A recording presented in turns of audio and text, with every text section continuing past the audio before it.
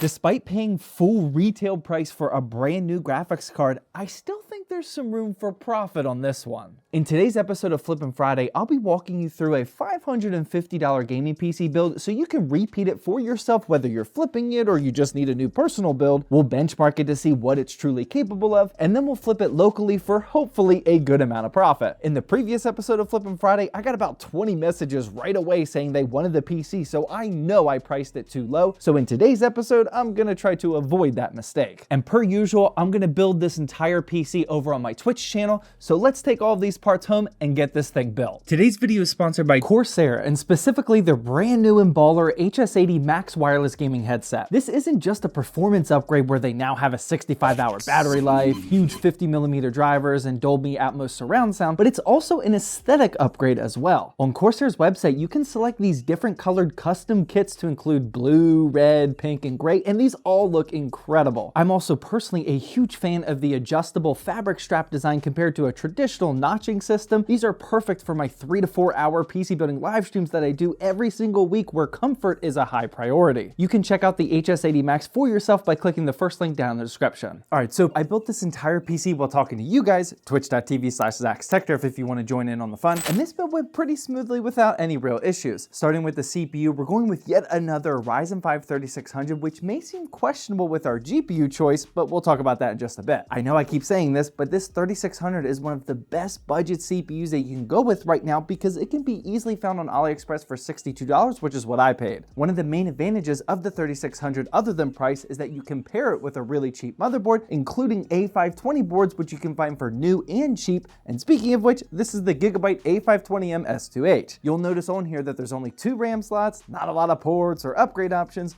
but for a budget flip, this is all you really need. Maximizing your profit on a flip comes from 3 things in my opinion, which are the CPU, GPU, and the aesthetics. You won't really see the profit margins go up if you spend extra money on a motherboard. Next up, we have the Timetech Pinnacle Conduit 2x8GB RAM kit that's clocked at 3200 MHz. This is simply just the cheapest all-white kit that I could find at the time, and I scooped it up on Amazon for 33 bucks. For the SSD, I went with the Sodigim P41 Plus, not sure how to pronounce that brand. Fragile. It must be Italian. But this was on a nice little Amazon sale down to $35. Feel free to go with any 1TB NVMe drive that you can find at this price range though. And finally, to polish off this motherboard prep, we have the CPU cooler, and no surprises here. I just went with a stock Ryzen cooler that I already had in inventory and I painted it all white. You may notice that this is actually the smaller Stealth Wraith cooler, not the bigger one that the 3600s originally shipped with, but don't worry because we did a CPU stress test later in the video to check temperatures. Moving on, we get to the power supply. You guys know the drill.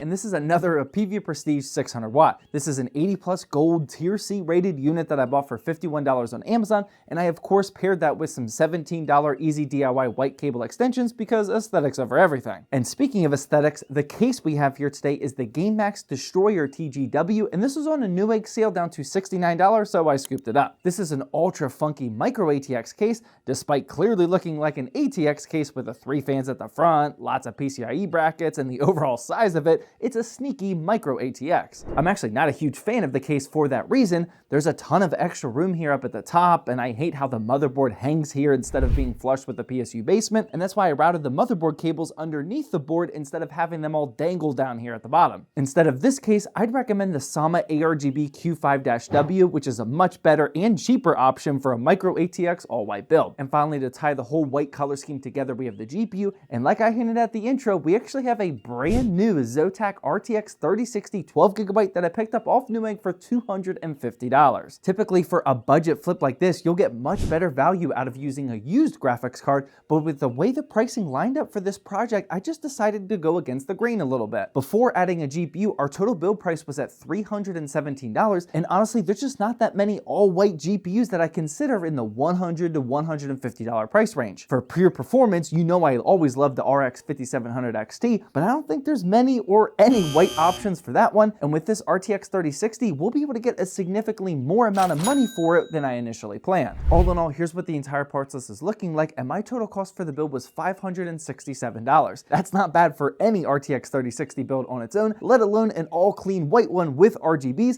and this is one of the strategies that continues to work when flipping gaming PCs. White builds just in general, like this one, look like they cost way more money than they actually do, and when you combine that with a super popular, affordable entry-level graphics card like the RTX 3060, you can usually end up with a huge profit. During the stream, we talked about the price range that I should sell it at, and a lot of you said $750 to $800, but like I explained during the live stream, we actually had to get this entire project done in December for sponsorship reasons, so I didn't want the price to be too high and delay the sale. Because of that fact alone, I'm gonna initially set the price here in Pittsburgh at $725, and hopefully it sells pretty quickly. Before we get into the selling side of things though, let's do a quick benchmarking run first and see what this PC is capable of. First, we fired up 3D Mark Time Spy like usual, and this PC cranked out a score of 8,708, which is really good. For a quick comparison, my Modern Warfare 3 all-white PC with an RTX 4060 got slightly better than that at 10,195, but that build costs almost $200 more than this one. We also stress tested both the CPU and GPU with Cinebench 2024, and our max GPU temperature was perfectly fine at 75 degrees,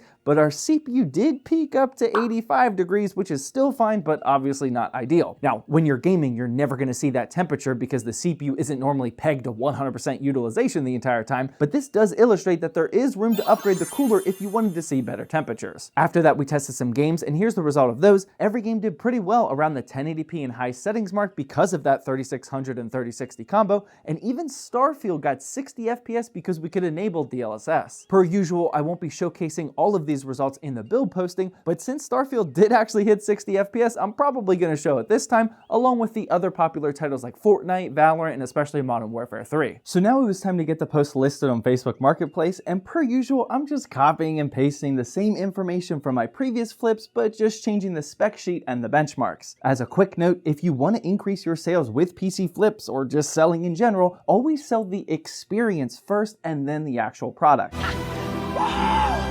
Mission failed.